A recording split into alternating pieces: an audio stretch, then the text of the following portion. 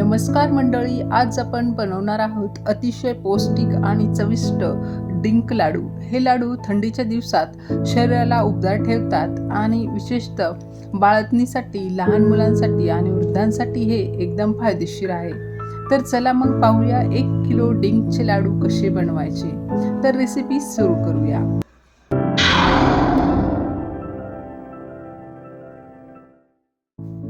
या लाडूसाठी आपण पाव खोबऱ्याला किसून घेतलेलं आहे। 100 ग्रॅम बदाम घेतलेले आहे। 100 ग्रॅम अंजीरला कट करून घेतलेला आहे। 100 ग्रॅम आपण पिस्ता घेतलेले आहे। अर्धा किलो खारकेची पावडर घेतलेली आहे। तुम्ही रेडीमेडही खारीक पावडर घेऊ शकता। 100 ग्रॅम काजू घेतले, मनुके घेतलेले आहे। 100 ग्रॅम अक्रोड घेतलेले आहे आणि 100 ग्रॅम डिंक घेतलेला आहे। आता हे सर्व मिश्रण आपल्याला भाजून घ्यायचे आहे। त्यासाठी गॅसवर पॅन ठेवलेला आहे। त्यामध्ये आपण खोबरं घालूया।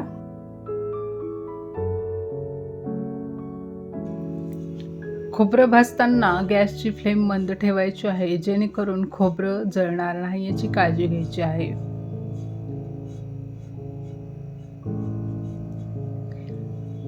पाच ते 7 मिनिटांमध्ये खरपूस आपल्याला याला गोल्डन रंग येऊपर्यंत खोबरं भाजून घेतलेलं आहे। मंद आचेवर 7 ते 8 मिनिटं छान भाजून झालेलं आहे। आता आपण याला प्लेटमध्ये काढून घेऊया।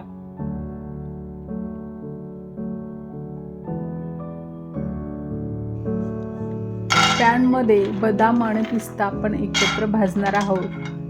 त्यासाठी 1 कप मी इथे तूप घेतलेला आहे, परंतु त्यातलं फक्त आपण 1 चमचा तूप या बदाम आणि पिस्तामध्ये घालायचं आहे आणि छान भाजून घ्यायचे आहे। अगदी कमी तुपातही आपण याला भाजू शकता किंवा तुम्ही ड्राय रोस्टही करू शकता। मंद आचेवर आपल्याला याला 5 ते 6 मिनिटं छान भाजून घ्यायचे आहे। भाजल्यानंतर त्याचा कलर चेंज होतो। अशा प्रकारे कलर चेंज झाल्यानंतर आपण याला प्लेटमध्ये काढून घ्यायचं आहे। आता त्याच तव्यामध्ये आपण अक्रोड आणि काजू घातलेले आहेत आणि त्यामध्ये 1 चमचा तूप घालायचं आहे। पुन्हा हे दोन्ही मिश्रण भाजून घ्यायचं आहे।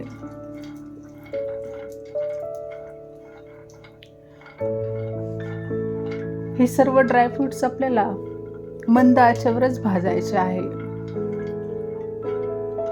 या पद्धतीने भाजल्यामुळे लाडू जास्त काळ चांगले राहतात आणि त्याचा वासही येतो। आता छान भाजल्यानंतर आपण याला प्लेटमध्ये थंड होण्यासाठी काढून घेऊया। आता इथे अंजीर आणि मनुके आपण एकत्र भाजून घेणार आहोत। त्यामध्ये थोडंसं तूप घालायचं आहे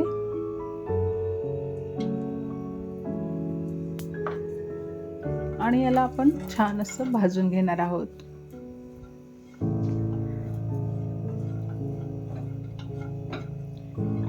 एक ते 5-6 मिनिटांमध्ये छान नरम होतात। आता याला प्लेटमध्ये काढून घ्यायचं आहे। 5-6 चमचे मी ते साजूक तूप घातलेलं आहे। आता आपल्याला डिंक तळून घ्यायचं आहे।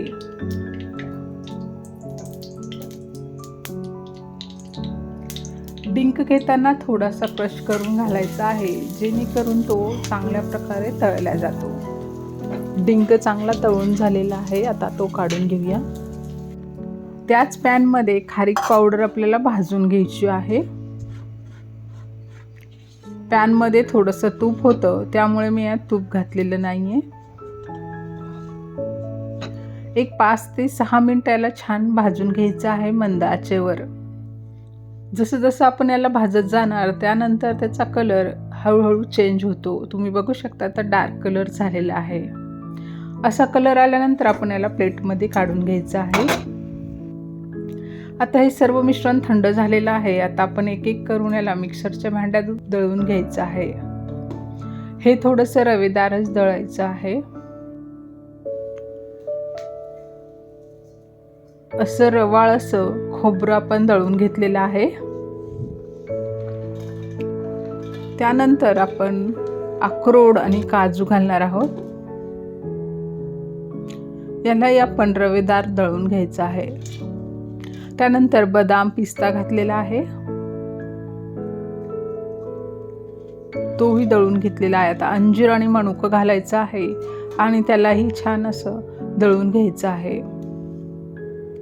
हे पल्स मोडवरही तुम्ही दळू शकता. आता डिंक घालायचा आहे. डिंकही आपल्याला मिक्सरमध्ये फिरवून घ्यायचा आहे.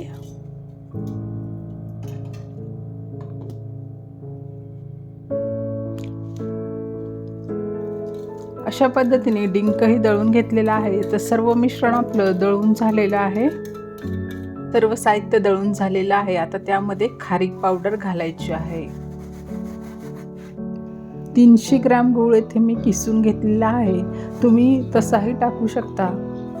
आणि गॅसची फ्लेम मंद ठेवायची आहे.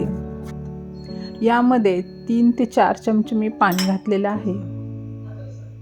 मंद आचेवर गूळ हळूहळू वितळायला लागतो आणि त्याचा छान पाक तयार होतो.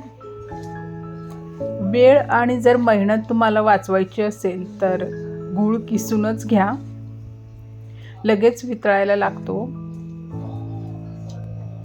फ्रेंड्स, तुम्हाला माझा व्हिडिओ आवडत असेल तर एक लाईक नक्की करा आणि कोणत्या भागातून तुम्ही हा व्हिडिओ बघताय ते कमेंट्स करून आम्हाला नक्की सांगा. आता यामध्ये आपण उरलेलं तूप घालणार आहोत.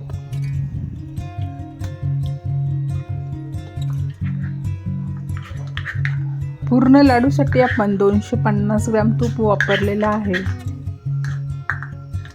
आता हे तूप आपल्याला गुळामध्ये छान मिक्स करून घ्यायचं आहे. आणि तूप गुळामध्ये मिक्स झाल्यानंतर त्याला एक वेगळी शाईन येते. मंद आचेवर 5 ते 6 मिनिटं याला छान एकजीव करून घ्यायचं आहे. मिश्रणाला एक उकळी येऊ द्यायची आहे. छानशी उकळी आली की गॅसची फ्लेम बंद करायची आहे आणि मिश्रण असंच 2 ते 3 मिनिटं छान थंड करून घ्यायचं आहे. आणि त्यानंतर आपण याला लाडूमध्ये घालणार आहोत. कोमट असताना याला आपण लाडूत घातलेला आहे आणि हे कोमट आहे त्यामुळे चमच्यानेच आपण याला हलवून घेणार आहोत. पूर्ण लाडूच्या मिश्रणात याला एकजीव करायचा आहे.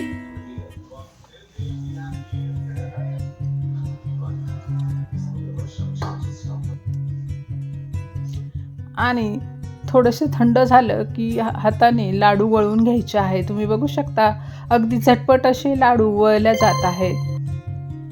तुम्हाला ज्या शेपमध्ये लाडू वळायचे आहे त्या शेपमध्ये तुम्ही वळू शकता. गार्निशिंगसाठी तुम्हाला यामध्ये काजू, बदाम किंवा मनुकेही तुम्ही लावू शकता किंवा पिस्ताही लावू शकता. या प्रकारे झटपट असे हे लाडू तयार झालेले आहे. दिसायला छान, मऊसूद आणि दिवसभर एनर्जी टिकून ठेवणारे असे हे लाडू ह्या थंडीमध्ये नक्की बनवा आणि कमेंट करून आम्हाला नक्की सांगा तुम्हाला ही रेसिपी कशी वाटली. व्हिडिओ आवडला असेल एक लाईक करा, चॅनलला सबस्क्राईब करून बेल बटन नक्की दाबा जेणेकरून तुम्हाला नवीन रेसिपीची अपडेट मिळत राहील. तर भेटूया अशाच एका नवीन रेसिपीसोबत. तोपर्यंत टेक केअर.